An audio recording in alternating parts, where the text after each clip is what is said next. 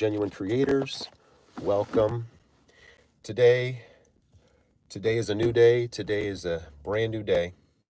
And I want to talk about this idea of an asset versus a liability. So that's what we're going to be talking about today, guys. Wait a little bit for people to come into the chat.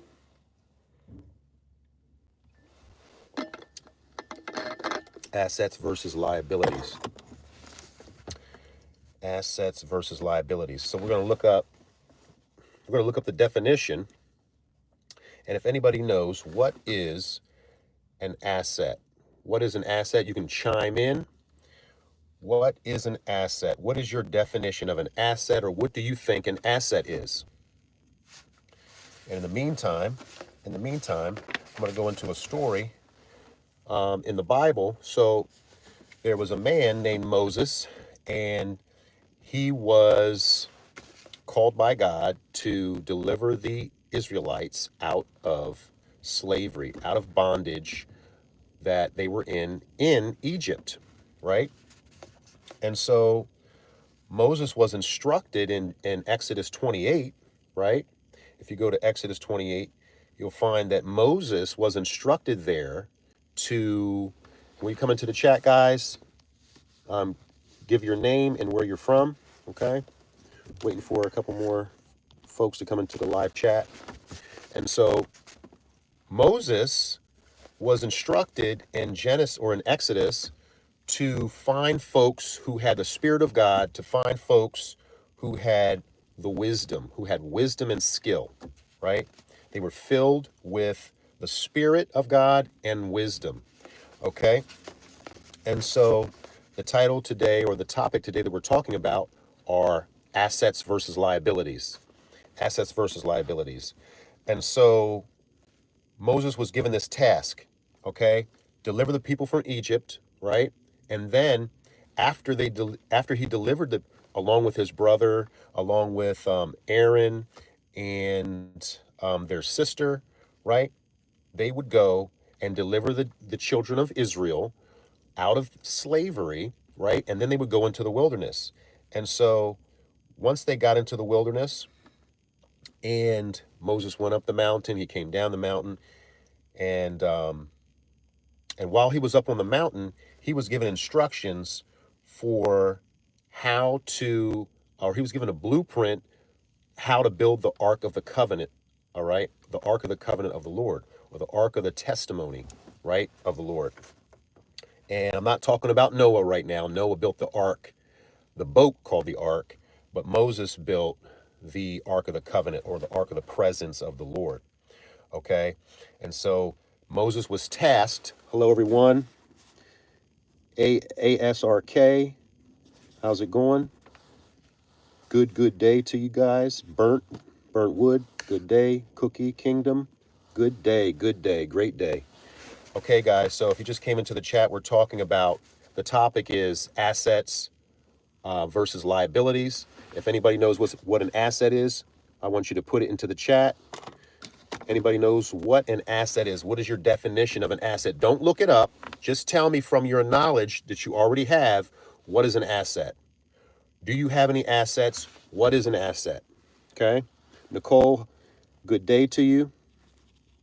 What is an asset? All right.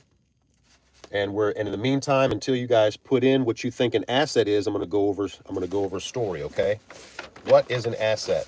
So Moses is given this task to deliver the children of Israel, and once they get out and they're in the land, or they're in a desert place, okay, then he's instructed to find folks who have the Spirit of God, who are filled with the Spirit of God, and who have wisdom, or who have skill, okay? Wisdom or skill. All right. So one of the people that he finds and that God gives him is a guy by the name of Bezalel, right? Bezalel. And so anybody putting in the chat? Anybody putting in a chat?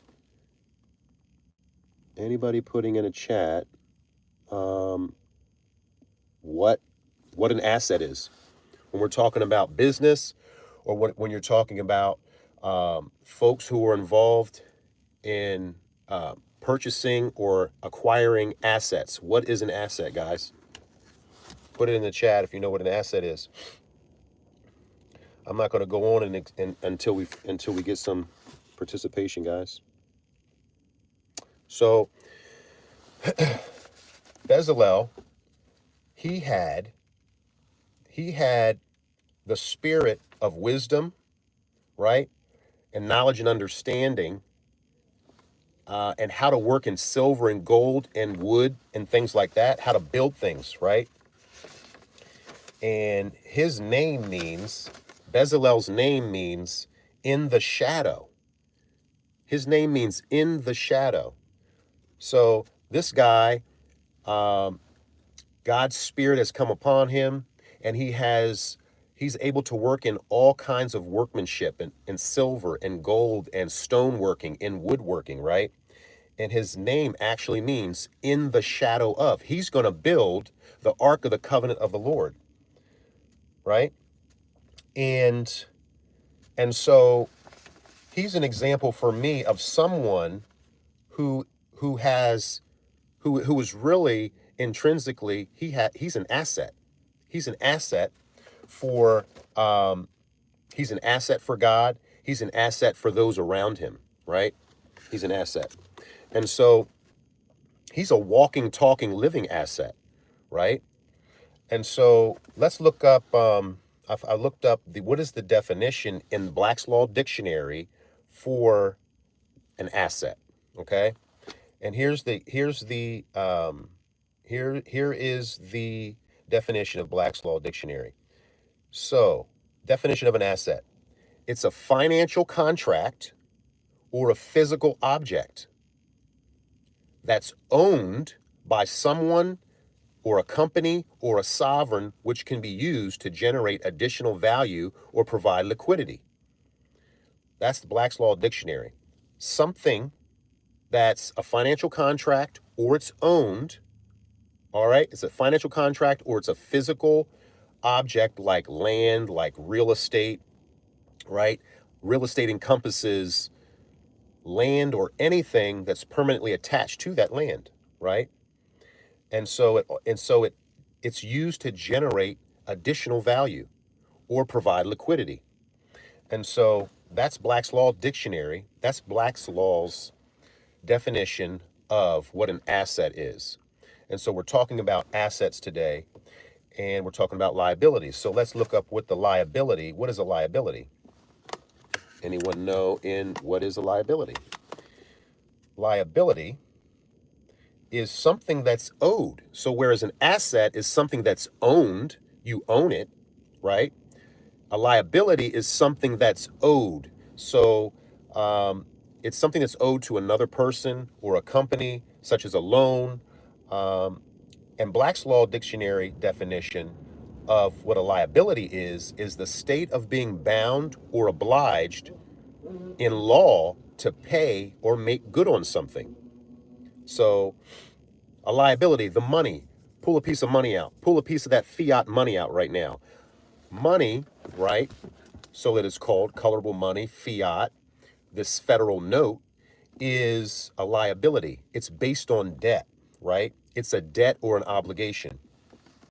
And so the definition or the idea here that we're talking about, guys, is an asset.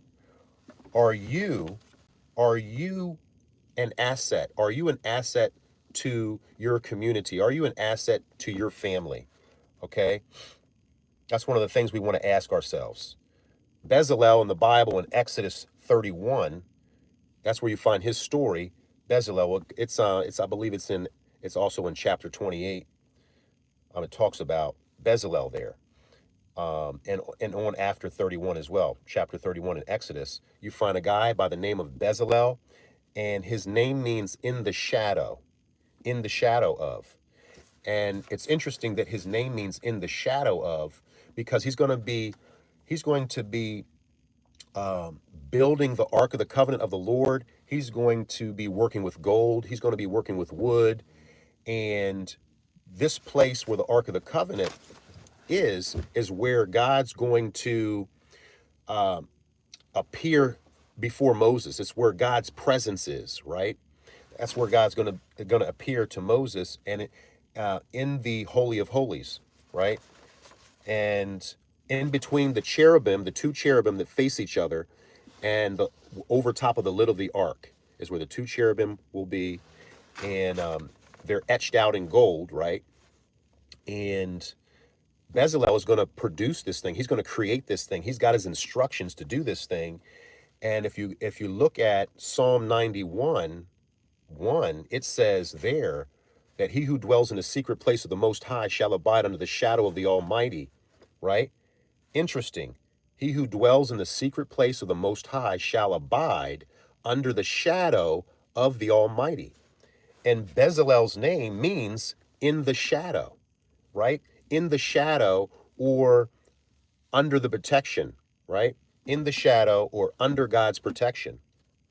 And so Bezalel is given this task to create the Ark of the Covenant of God, and he's really just one example of folks that have the Spirit of God, who are given a task to do, and who are an asset, right? Who I see them as a walking, talking asset, right? Are you a walking, talking asset, right? And so that's one of the things that we want to do when we come into the marketplace. We want to be that walking, talking asset, right? We want to be that resource. You want to be that resource in your business. You want to be that resource in your family, right? And so my takeaway from Bezalel is that, he was a skilled craftsman. He had this practical ability, and he was going to produce something that was of value. That's another thing. That's another one of the things that we want to do when we come into the marketplace. We want to bring value. I want to add value, right? We want to add value, some of your time, something that's worthy of my time, right? Another example of someone who was an asset, who was a genuine asset, because we're talking about what is an asset versus a liability. Liabilities are things that that you're bound to do, that you owe something, right? A liability is something that a person owes another person or company, right? We're bound. We're literally, a person is literally bound when they owe something, or when you're acting in the face of a liability, right? And even with this money that we talk about, it's a liability. It's based on debt. And so that's one of the things I wanted to share with you guys. I know there's many examples and other stories in the Bible. Joseph is another one where he was a great walking and talking asset to Pharaoh, right? Even though, prior to him being a walking, talking asset for Pharaoh, he was thrown into prison. He was, his family, his brothers and things were jealous of him, and he was thrown into the pit. And then after he was thrown in the pit and left for dead, he was then, one of his brothers was like, let's take him out of the pit and take him and sell him, right? Sell him in as a slave. So then he was sold as a slave. And then he ended up in Pharaoh's house. And then he was accused by Pharaoh's wife of coming at her, right? And so then he was thrown into prison. But actually, even while he was in prison, he was able to be a walking, talking asset for those who were in the prison, right? To be able to tell them their dreams, right? And interpret their dreams. And then he would go on, I think it was a year or two after that, he let one of the guys know, hey, when you get out, remember me. And so then when he did get out, he let the Pharaoh know that there's somebody in prison over here who's in chains who can interpret your dream. And so then he sends for Joseph, and then Joseph comes out, interprets Pharaoh's dream, and now he's Pharaoh's right-hand man. And he would instruct Pharaoh on the dream that he had and what he should do because of his dream.